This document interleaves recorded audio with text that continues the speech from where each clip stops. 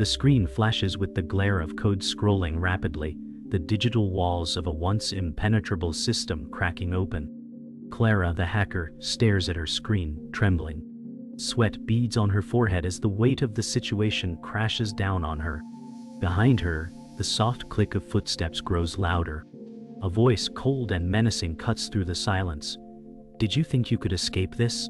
Clara's heart races, her fingers freezing on the keyboard. She turns, but it's too late. The walls close in. Betrayed by someone she trusted, Clara's final stand begins. This was never supposed to happen. She had always been 2 steps ahead, until now. Her world collapses in the face of betrayal, and the consequences of her actions unfold faster than she can process. Clara's heart pounds as the man approaches. She can't move, frozen by both fear and the realization that everything she worked for might unravel in moments. The man's words echo in her mind, his betrayal cutting deeper than any virus she's ever cracked. "You never stood a chance." She wants to scream, to retaliate, but her body betrays her. The man watches her with cold, calculating eyes, seemingly in no rush to finish what he's started. He smiles, and the darkness in his gaze says, "It all. This is no simple defeat. This is a game of high stakes." She thought she had outsmarted him, but the truth is now painfully clear. The man is not just a threat, he is the one who holds all the cards. The game was rigged from the start. Clara's mind races, but her body remains paralyzed, the weight of the betrayal sinking in. She looks at the man, her voice barely a whisper. Why? She has no energy to fight back, but she needs answers. He steps closer, the silence heavy between them. "You were never supposed to be part of this," he says, his voice cold. Clara's thoughts flash to everything she's sacrificed. The sleepless nights, the lost connections, the lives she's changed in her quest for the truth. All for nothing. Her shoulders slump slightly, but only for a second. There's still a spark of defiance in her, one last fight that could change everything. "You'll regret this," she mutters, but even as she says the words, she knows it might be too late. He chuckles, knowing full well the trap he set. "We'll see," he replies, his gaze never leaving hers.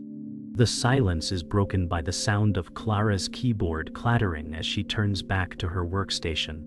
Desperation builds within her. She needs a way out, any way out. The room feels smaller with each passing second. The man watches her with quiet amusement, his arms crossed. "You think you can fix this?" he asks, as if humoring her. Clara's fingers fly across the keyboard, scanning for a backdoor, a weakness. "I always find a way," she mutters under her breath. Sweat drips down her face, but her determination grows. This isn't just about the system anymore. It's personal. Her eyes narrow as she looks at the screen, almost as if willing the code to bend to her will. She has no more time to waste. If she's going down fighting. The system resists her efforts, and Clara can feel the time ticking away. She can almost hear the seconds counting down, each one bringing her closer to defeat. Her eyes dart back and forth across the screen, searching for an escape, a loophole, something. "I'm not done yet," she growls, her voice laced with exhaustion and desperation. The man steps closer, his footsteps almost echoing in the silent room. "It's over, Clara. There's nothing left." His voice is smooth, almost comforting in its finality, as if he's already won. Clara pauses for a moment, the gravity of the situation weighing heavily on her. Then, with one last desperate attempt, she enters a line of code, her fingers trembling. The screen flickers and Clara's heart skips a beat. Something is happening, but is it too late? Clara sits alone in the dim glow of her computer, her mind torn between fear and determination. Memories of her childhood resurface, reminding her of nights when she felt invisible. She whispers, "I won't vanish again." Her resolve grows, even as shadows of betrayal still haunt her thoughts. A knock at the door startles Clara, breaking her focus. She tenses, unsure if it's another trap. Slowly, she opens it to reveal Marcus, her ally, carrying a weathered expression. "You look worse than usual," he mutters. Clara exhales in relief, though trust still feels fragile. Marcus steps inside, glancing at the clutter of notes and screens. "You've been running yourself into the ground," he says, shaking his head. Clara snaps back, "I don't have the luxury of rest." Their words carry tension, but beneath it is care, built on years of scars. Clara slams her fist lightly on the desk. "They think they've won, Marcus. They don't know me." Marcus places a hand on her shoulder, steady but firm. "Then prove them wrong, but not alone this time." She looks at him, conflicted but touched by his loyalty. For the first time in days, Clara allows herself a faint smile. "Maybe I can't do this alone." Marcus nods, his gaze steady. "You never had to." The air shifts slightly, less heavy, though the storm outside reminds them the fight is far from over. Clara's fingers tremble as she watches the lines of code blink back at her from the screen. "This is it," she whispers, the weight of her mission pressing down on her. She knows there's no turning back now. The truth she's been chasing is within reach, but so is danger. Marcus enters the room, his face grim as he observes Clara. "You've been at this for hours. You're pushing yourself too hard." Clara glances up, frustration and exhaustion in her eyes. "I can't stop now. It's the only way to expose everything." Marcus nods, silently understanding her drive. Clara slams her fist on the desk, the sound reverberating through the room. "I can't back down now," she mutters. Marcus steps forward, his voice quiet but firm. "You're not alone in this fight." Clara looks at him, her eyes filled with both gratitude and a hardened resolve.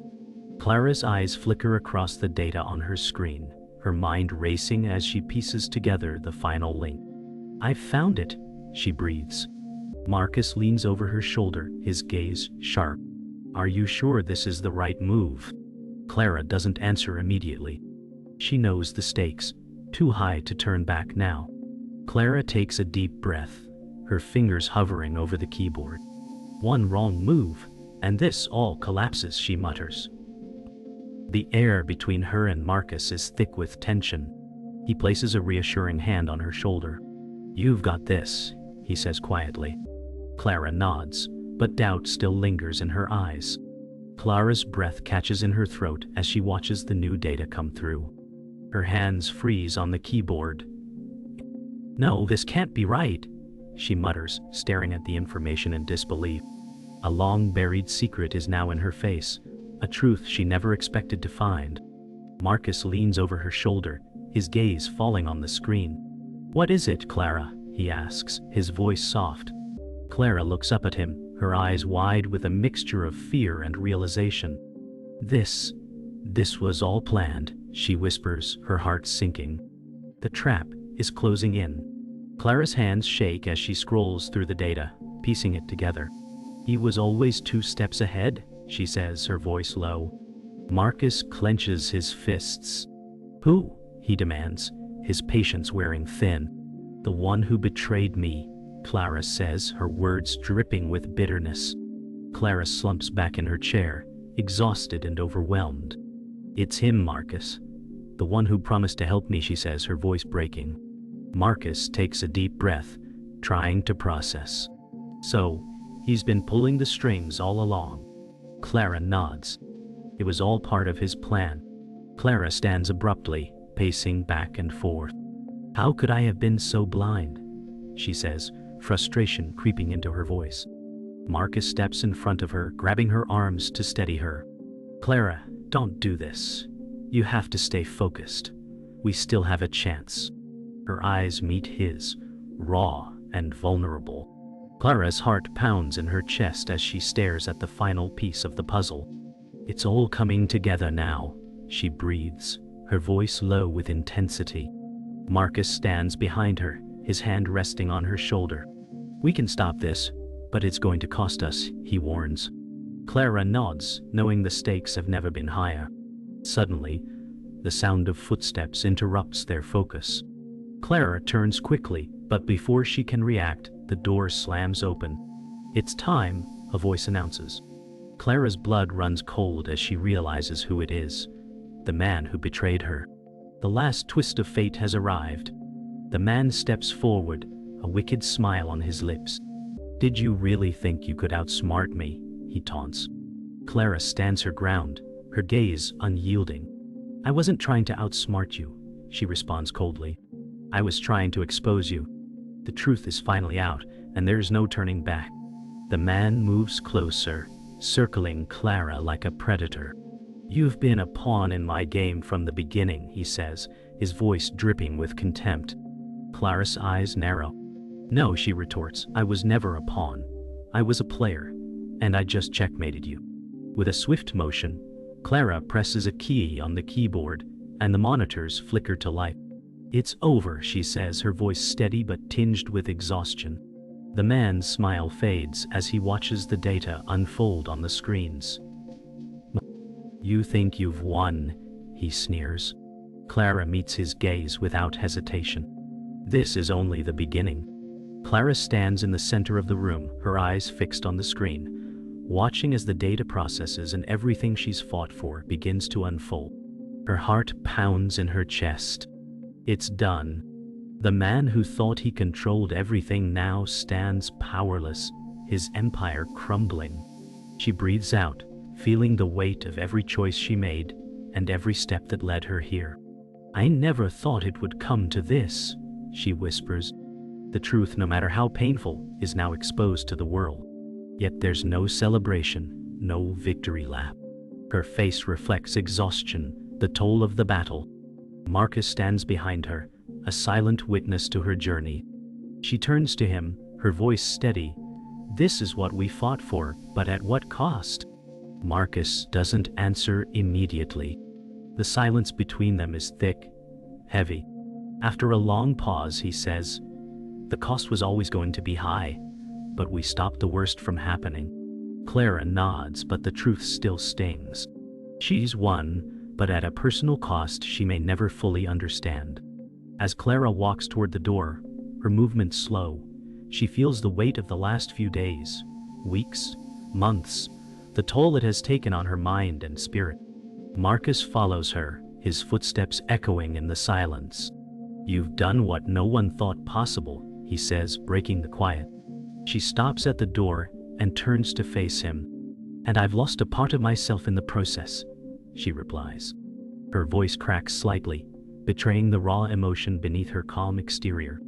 Marcus steps forward, placing a hand on her shoulder. You didn't just fight for yourself. You fought for everyone. Clara's eyes soften for a brief moment, but the weight of her choices still lingers in the air. She opens the door, the cold night air rushing in. Outside, the world is still, as if waiting for something to change. Clara steps outside, the cold wind biting at her skin, but it feels oddly cleansing. As she looks around, the weight of the city is both overwhelming and liberating. She had uncovered the deepest secrets, taken down the most powerful figures, but now, in this quiet moment, she feels small. What now? She asks herself. The fight is over, but the consequences are far from done. Marcus joins her outside, his face set in grim lines. Now we live with the truth, he says, his voice low. The world will change, but so will we. Clara doesn't reply immediately. She lets the wind whip through her hair, feeling the sting of the world she's helped shape. What's the point of winning if it costs you your peace? The question hangs in the air, unanswered. Clara and Marcus walk down the empty street, the silence stretching between them. There's a palpable sense of finality in the air, but Clara feels no relief. It's not over for her. How do you move on after all this?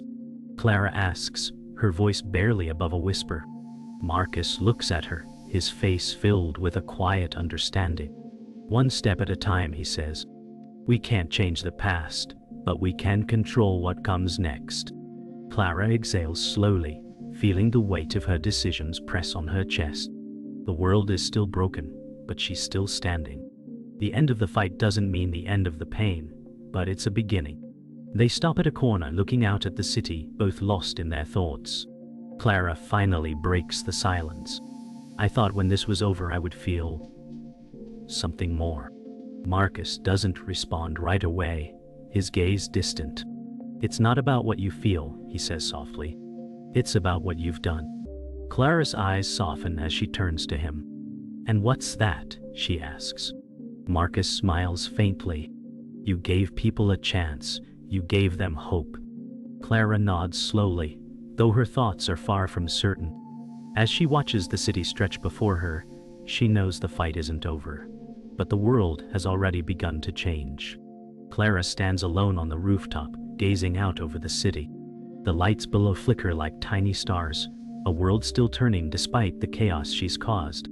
The weight of the last few days is heavy on her shoulders.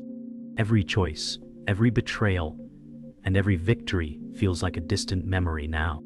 The sound of footsteps behind her breaks the silence. Marcus steps up beside her, his expression thoughtful. "You okay?" he asks softly. Clara doesn't answer immediately. The truth of everything she's been through, all of the pain, the loss, the revenge, weighs on her. She lets the silence hang for a moment longer before finally speaking. "I thought I would feel different," she says, her voice distant. Marcus looks out at the city, the faintest hint of a smile playing on his lips. "You did what you had to do," he replies. "Now you get to choose what happens next." Clara turns toward him, her eyes filled with a mix of uncertainty and something else, a flicker of hope. "And what if I don't know what's next?" she asks. He looks at her, his voice steady. "Then you'll figure it out, one step at a time." The world around them feels still, as if the city itself is holding its breath. Clara takes a deep breath and steps closer to the edge of the roof. "I've been running from this moment for so long," she says quietly. "But now, I'm not sure I know how to move forward." Marcus watches her, his voice calm. "You've been through hell. It's okay to not have all the answers." Clara nods slowly, her gaze fixed on the horizon. "I used to think the fight was the hardest part, but the aftermath, it's harder than I thought." She lets out a shaky breath, feeling the weight of the truth settle in. Marcus steps forward, his hand resting gently on her shoulder. "The fight's never over, Clara. Not really." She turns to face him, meeting his eyes. "Then what's next?" she asks, a sense of quiet resolve beginning to replace her uncertainty. Clara takes a step back from the edge, the weight of the world still hanging on her shoulders. But something inside her has shifted. The anger, the betrayal, it's all still there, but so is the possibility of something more. "I can't change what happened," she admits, her voice softer now. "But I can choose what happens next." Marcus nods approvingly, his expression softening. "That's all any of us can do." Clara looks out over the city again, feeling a quiet sense of empowerment. She doesn't have all the answers, but maybe, just maybe, she's ready to find her own path forward. As Clara and Marcus walk away from the rooftop, the city below continues to pulse with life. Clara's thoughts are a jumble, but one thing is clear: she's no longer the same person who started this journey. She's stronger, wiser, but also scarred. "You know, Marcus," she says, her voice thoughtful, "I thought I was fighting for something bigger than myself. But now I realize it was always about me, about who I was going to become." Marcus looks at her, his eyes filled with quiet admiration. "It's about both," he says. "You fought for something bigger, but the change had to start with you." Clara smiles faintly, a sense of peace settling over her. The fight is over, but the journey is just beginning.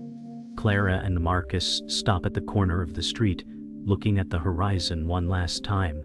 The city, alive and ever-changing, stands as a silent witness to their journey. Clara takes a deep breath, feeling the finality of this moment.